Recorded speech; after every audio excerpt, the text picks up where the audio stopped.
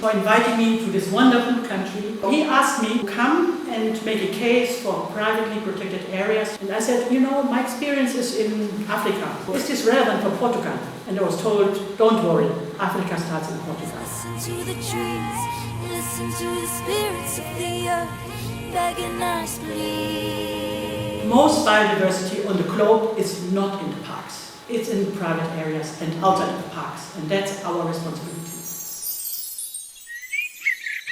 Listen to the rivers, listen to the sea, listen to the spirits of the deep, begging us please. Stop listening to greed. I started negotiating with the Government of Zanzibar in 1991. It was very difficult to make people understand what I wanted. Tourism investor. Though my interest was actually not tourism, it was conservation.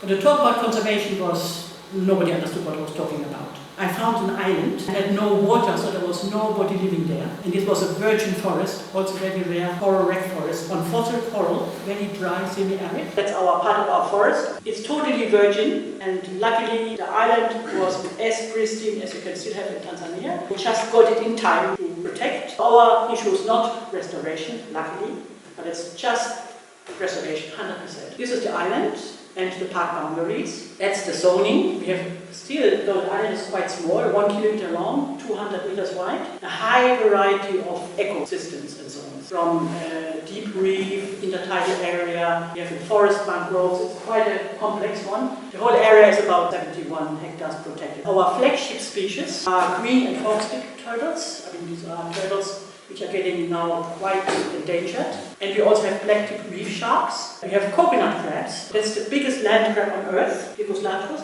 We have endemic Adas dicas, which is the rarest antelope in the world. Very small antelope. That's like this, very small. Listen to the spirits of the deep, begging us please.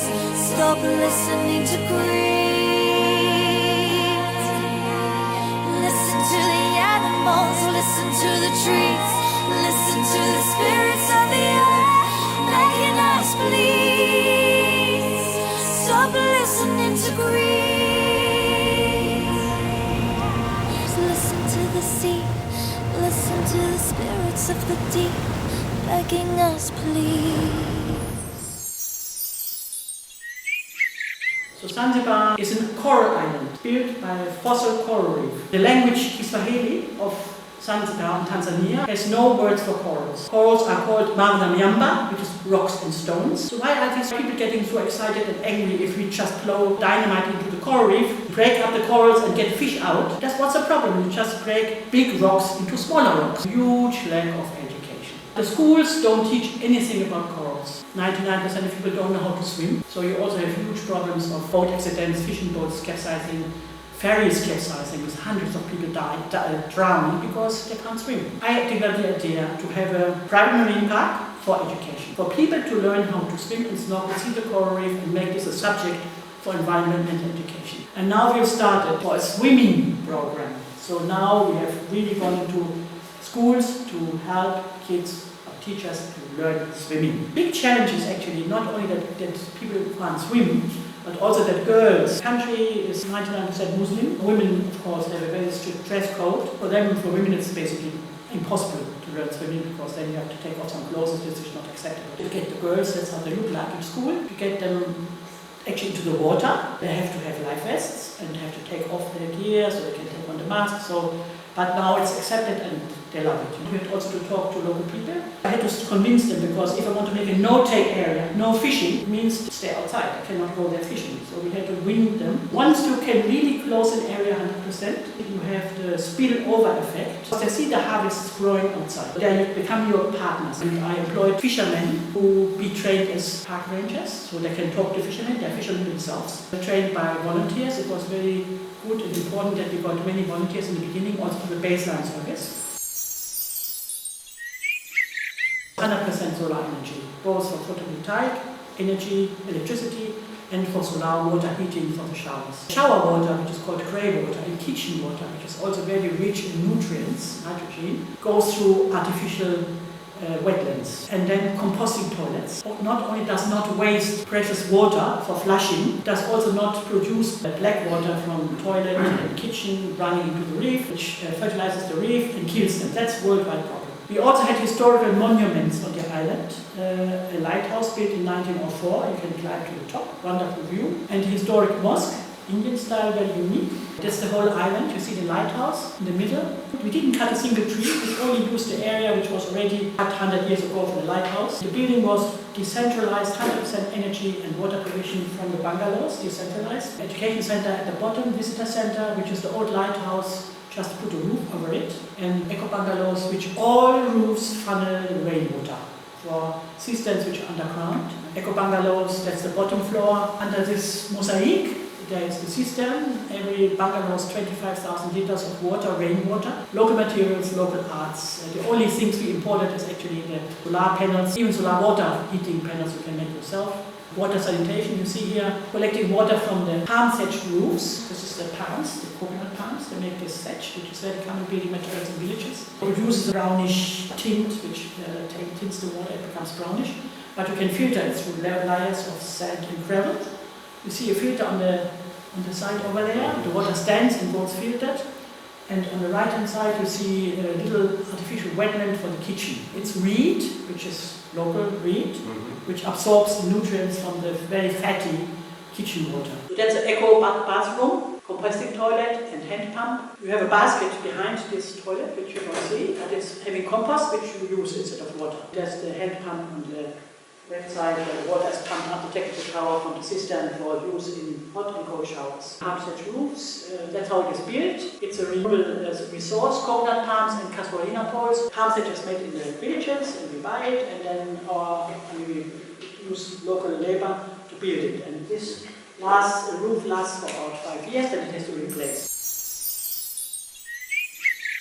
We are in the 6th mass extinction, and rates of habitat destruction are unprecedented, hugely accelerating due to overexploitation of our resources beyond planetary boundaries, and climate change and population pressure and unsustainable development. I mean, that's the reality everywhere in the world. The PPAs, private parks, are essential component of conservation, and that it's important to bring private conservation movement into mainstream of global conservation practice. And that's very far from it. Government made only the 2nd private in Portugal, and there should be already hundreds. There was an interesting project done by IUCN called Futures of Privately Protected Areas. And for the first time, International Union of Conservation of Nature investigated how many do we have around the world, to create a framework for governments to support, incentivize private parks. They found about 14,000, many different models of parks and practices. Private land areas are voluntarily used for conservation, enhancing connectivity between government parks for areas where animals have to migrate, and protecting strategic areas give private citizens an opportunity to contribute directly to conservation. So it challenges the private park recognition. Why is it so difficult for private parks to be recognized? You have the problems of succession. Since this is voluntary decision, you protect your area, your next generation might decide, okay, we want to make money now of this area, so let's start logging, or let's start other agriculture, or let's start to exploit the area. Another myth or another concept which makes it hard for private parks to be recognized because they're seen as exclusive. The conclusions of this study was that private parks democratize conservation and harness conservation power of private sector, harnesses the private sector who are willing to take conservation action, and also admission by government that conservation needs support from larger society. There should be part of broader conservation movement and stewardship for nature worldwide. And that's lacking. We have a total disconnect between activism for wildlife, Fridays for Future, all these movements, Greenpeace, fighting for conservation and biodiversity protection. They never mention private parks. There's a huge need for private protection to be linked up with biodiversity protection and activism worldwide. The recommendations of this study is that private parks need to be strengthened and multiplied nationally and globally, and to extend the initiatives for parks and understand the incentives needed to support and promote private parks, and to create structures how these private parks can be incorporated into reporting and monitoring systems of performance according to the national convenience. You can enlarge the area under protection in your country. You can improve your performance when reporting to IG and to Hongming and to now the COPs. Yeah? You can improve your performance as a country, which is politically incentive. She gives us home, Mother Earth. Can you feel her heart beat beneath your feet? Heart beat beneath your feet. Heart beat.